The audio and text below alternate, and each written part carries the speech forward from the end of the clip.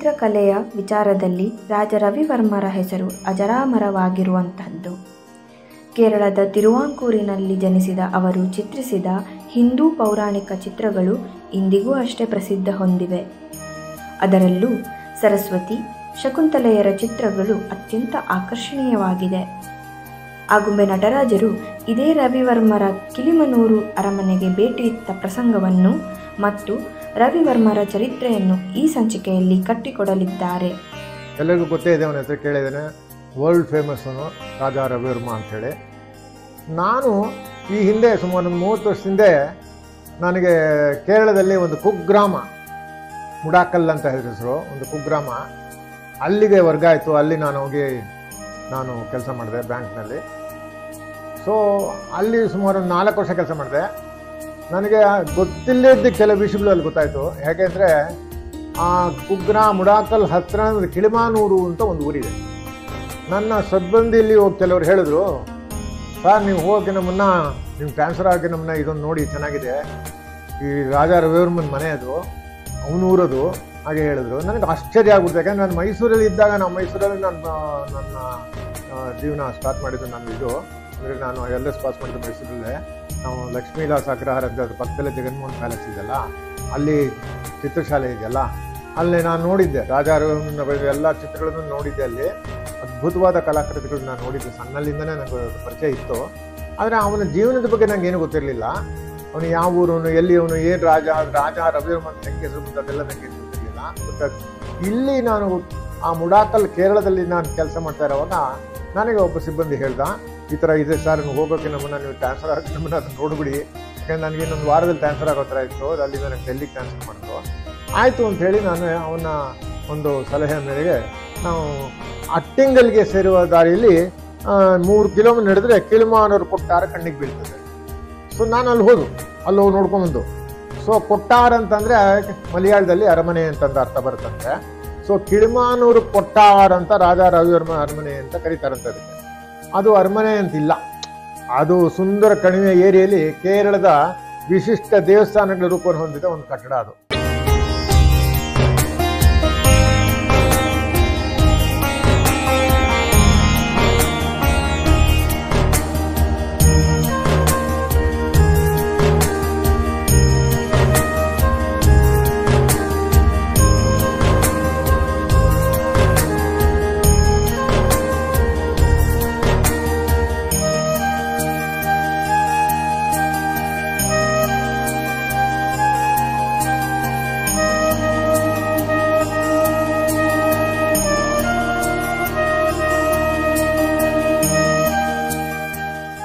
ಕಟ್ಟಡದ ಸುತ್ತಲೂ ದೇವಸ್ಥಾನದ ಕೈಸಾಲೆ ಅಂತಿರೋ ಪುಟ್ಟ ಮನೆಗಳಿದೆ.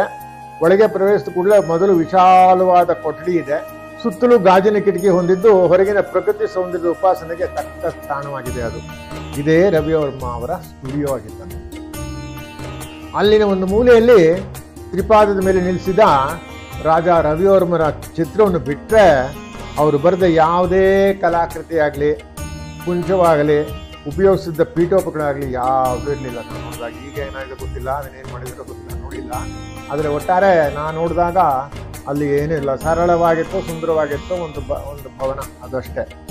ಸ್ಟುಡಿಯೋ ಹಾಳು ಬಿದ್ದಿತ್ತು. ಅಲ್ಲಲ್ಲಿ ಧೂಳು ಕಸ ನೋಡಿ ಬೇಜಾರಾಯ್ತು ನನಗೆ. ಈ ಸ್ಥಳ ಅನುಪಮ ಸುಂದರ ಜಗದ್ವಿಖ್ಯಾತ ಕಲಾ ಚಿತ್ರಗಳಿಗೆ ಜನ್ಮ ಕೊಟ್ಟಿದ್ದ ಕಲಾಕಾರನ ಜನ್ಮಸ್ಥಳವೇ ಅಂತ ಸಂದೇಹ ಕೂಡ ಆಯ್ತು ನನಗೆ. ಸರಿ, ಹೊರನೋಟಕ್ಕೆ ಹೊರಗೆ ಬಂದು ನೋಡಿದಾಗ ದೂರದಲ್ಲಿ ಕಾಣುವ ಪ್ರಕೃತಿಯ ಮನಮೋಹಕ ದೃಶ್ಯ ಕಾಣುತ್ತೆ. ಕಣ್ಣಿಗೆ ಕಾಣುವಷ್ಟು ಹಬ್ಬಿರುವ ತೆಂಗಿನ ಮರಗಳ ಸುಂದರ ಸಾಲುಗಳು, ಹಸಿರು ನೀರು ಹೊತ್ತು ಹರಿಯುತ್ತಿರುವಂಥ ಬೆಳಗಿನ ಕಣಿವೆ, ಕಲಾಕಾರನ ಸೋಂಪಾದ ಭಾವನೆಗೆ, ಭಾವನಾ ಶಕ್ತಿಗೆ, ಕಲ್ಪನಾ ಶಕ್ತಿಗೆ, ಪ್ರತಿಭಾಶಕ್ತಿಗೆ ನಿರಂತರವಾಗಿ ನೀರೆರಿಯುವ ತಾಣ ಇದು. ರಾಜ ರವಿವರ್ಮನ ಕುಂಚದಿಂದ ಬಂದ ಆಡಂಬರದ, ವೈಭವದ, ಕರುಣಾರಸದ, ಮನರಂಜಿಸುವ, ಮರಳು ಮಾಡುವ ಕಲಾಕೃತಿಗಳಿಗೆ ಈ ತಾಣ ನೆರವು ನೀಡಿರುವ ಕುರುಹಾಗಿದೆ ಅಂತ ಹೇಳ್ಬೋದು.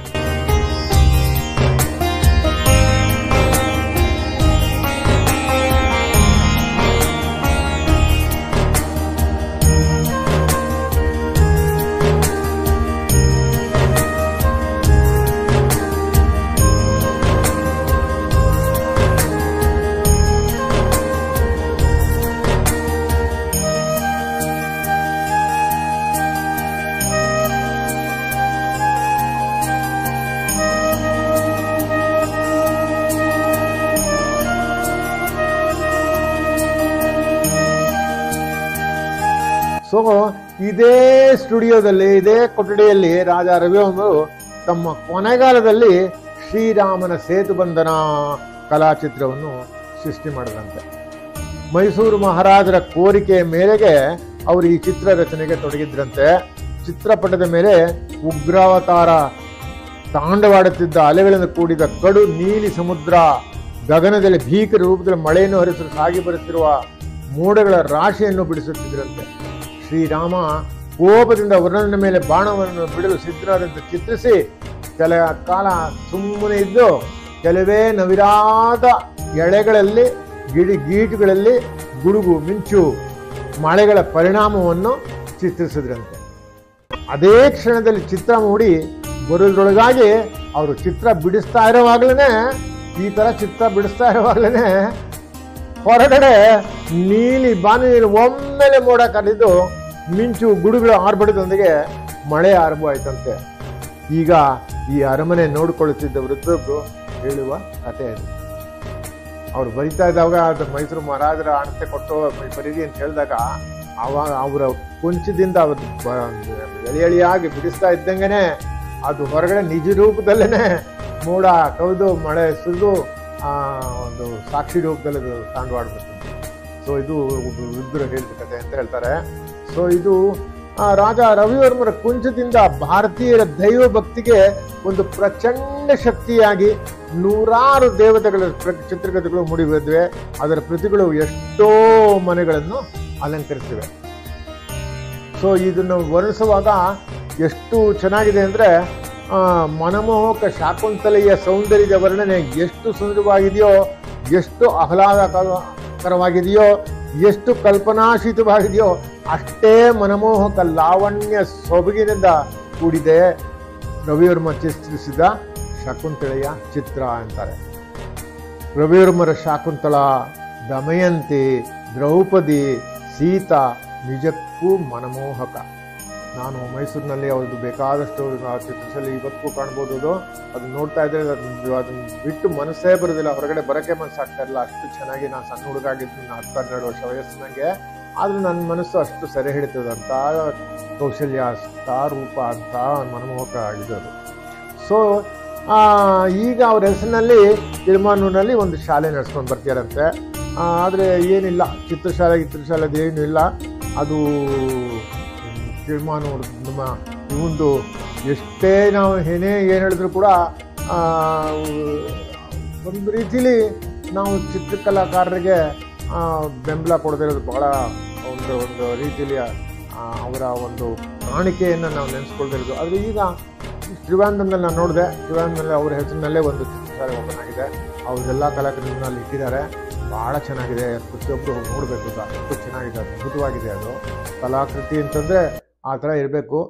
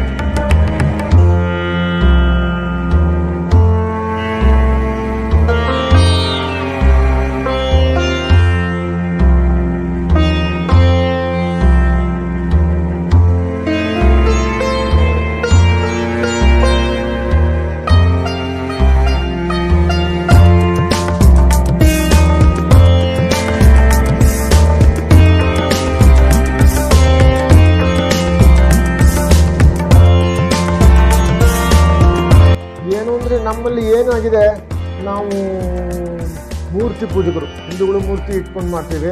ಸೊ ನಾವು ಮೂರ್ತಿ ಪೂಜಕರಾದ್ರಿಂದ ದೇವತಾ ಪಟಗಳನ್ನು ನಾವು ಬಿಡಿಸಿ ಪ್ರತಿ ಮನೆಯಲ್ಲೂ ದೇವತಾ ಪಟಗಳನ್ನು ಹಾಕಿ ಅದನ್ನು ಪೂಜಿಸಿ ಅದನ್ನು ಅದರ ಸೌಂದರ್ಯವನ್ನು ಆಸ್ವಾದಿಸಿ ಅದು ಒಂದು ವೃತ್ತಿಯ ಹೊಸ ಒಂದು ಸಾಧನೆನೇ ಮಾಡಿದ್ದೀವಿ ಅಂತ ಹೇಳ್ಬೋದಾಗಿದೆ. ಯಾಕೆಂದರೆ ನಮ್ಮ ಮೊದಲಿಂದನೂ ನಾವು ಮೂರ್ತಿ ಪೂಜೆ ಮಾಡಿದ್ರೆ ಮನೆಗಳಲ್ಲಿ ಫೋಟೋಗಳನ್ನು ಇಟ್ಕೊಂಡು ಪೂಜೆ ಮಾಡುವಂಥದ್ದು ಇರಲಿಲ್ಲ. ವಿಗ್ರಹಗಳನ್ನು ಇಟ್ಕೊಂಡು ನಾವು ಪೂಜೆ ಮಾಡ್ತಿದ್ವಿ ಹೊರತು ಫೋಟೋಗಳನ್ನು ಪೂಜೆ ಮಾಡೋದು ಭಾಳ ಕಡಿಮೆನೇ ಇತ್ತು. ಆಗಿನ ಕಾಲದಲ್ಲಿ ಚಿತ್ರ ಎಲ್ಲ ಭಾಳ ಕಷ್ಟ ಇತ್ತು. ಬಸವ್ರು ಬರೆಯೋರು ಕಡಿಮೆ ಇದ್ರು, ಇಲ್ಲ ರಾಜ ಮಹಾರಾಜರ ಅವ್ರಿಗೆ ದೊಡ್ಡ ಈಶ್ವರಂತರ ಇರ್ಬೋದು. ಬಟ್ ಮನೆಗಳಲ್ಲಿ ದೇವತೆಯರ ಫೋಟೋಗಳನ್ನು ನಾವು ಇಟ್ಕೊಂಡು ಪೂಜೆ ಮಾಡೋದು ಇತ್ತೀಚೆಗೆ ರಾಜ ರವಿವರ್ಮನ ಕಾಲದಿಂದ ಶುರುವಾಗಿದೆ ಅಂತ ಹೇಳ್ಬೋದಾಗಿದೆ. ಯಾಕಂದರೆ ಅವರು ದೇವತೆಯರ ಪ್ರತಿಯೊಂದು ಚಿತ್ರಕಲೆ ಅವರು ಬರೆದು ಅವರು ಚಿತ್ರಿಸಿ ಎಲ್ಲ ಹಿಂದೂ ಮನೆಗಳಲ್ಲಿ ಅದರ ಚಿತ್ರ ಇವತ್ತು ಅದು ಕಾಣಬಹುದಾಗಿದೆ. ಸೊ ನಮ್ಮ ಅದೊಂದು ಅದ್ಭುತ ಕೊಡುಗೆ. ಭಾರತೀಯರ ದೈವ ಭಕ್ತಿಗೆ ಅದೊಂದು ಪ್ರಚಂಡ ಶಕ್ತಿಯಾಗಿದೆ ಅಂತ ಹೇಳೋದು ಅದು ನಿಜ ಅಂತ ಹೇಳ್ಬೋದು. ಯಾಕಂದರೆ ಅದು ನಾವು ಬರೀ ಗೋಡೆ ನೋಡ್ಕೊಂಡು ನಾವು ಪೂಜೆ ಮಾಡೋದಿಲ್ಲ, ಅಥವಾ ಬರೀ ವಿಗ್ರಹ ನೋಡ್ಕೊಂಡು ಪೂಜೆ ಮಾಡೋದಿಲ್ಲ. ಹಿಂದೂ ಧರ್ಮದಲ್ಲಿ ಪ್ರಕೃತಿ ಪೂಜೆನೇ ಇರೋದು. ಹಿಂದೂ ಧರ್ಮ ಅಂದರೆ ಸನಾತನ ಧರ್ಮ ಅಂದರೆ ಪ್ರಕೃತಿ ಪೂಜೆಗೆ. ಪ್ರಕೃತಿಯ ಪ್ರತಿಯೊಂದು ಅಂಶವನ್ನು ನಾವು ಪೂಜೆ ಮಾಡ್ತೀವಿ, ಆರಾಧಿಸ್ತೀವಿ, ಅದು ಗೊತ್ತಿದೆ ವಿಷಯ.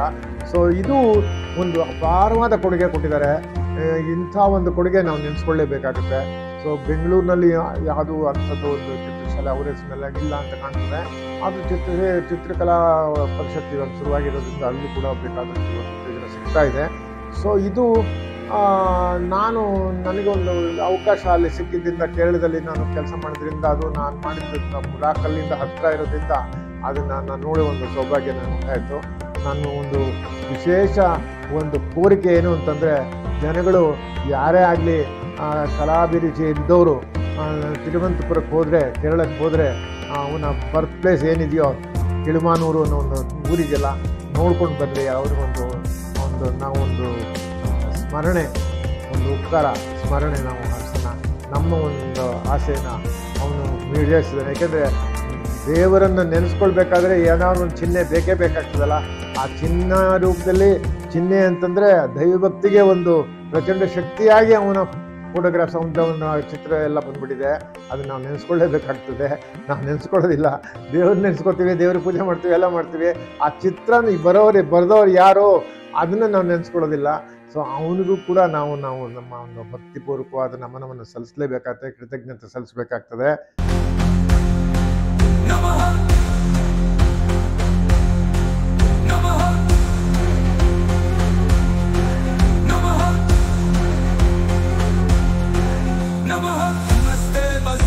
भगवान विश्वेश्वराय महादेवाय त्रयंबकाय त्रिपुरांतकाय त्रिकाग्नि कालाय कालाग्नि रुद्राय नीलकंठाय मृत्युंजयाय सर्वेश्वराय सदाशिवाय श्रीमन्महादेवाय नमः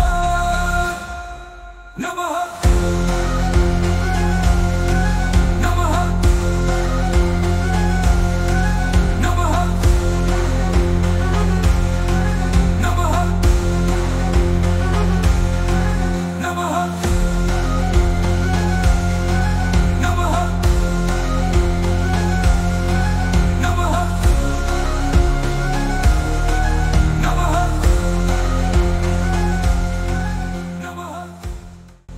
ಇತಿಹಾಸವನ್ನು, ಐತಿಹಾಸಿಕ ವ್ಯಕ್ತಿಗಳನ್ನು ಮರೆಯದೆ ಅವರ ಜೀವನ ಚರಿತ್ರೆಯನ್ನು ಓದೋಣ, ಅದನ್ನು ನೆನೆಯೋಣ ಎಂಬ ನಟರಾಜರ ಕಾಳಜಿ ನಿಜಕ್ಕೂ ಅರ್ಥಪೂರ್ಣವಾದದ್ದು.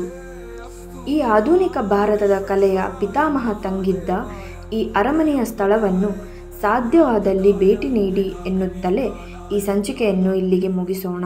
ಸೊ ಇಷ್ಟು ಹೇಳಿ ನನ್ನ ಈ ಒಂದು ಮಾತನ್ನು ಮುಗಿಸ್ತೇನೆ. ನಿಮಗೆಲ್ಲರಿಗೂ ಶುಭವಾಗಲಿ. ನಮಸ್ಕಾರ.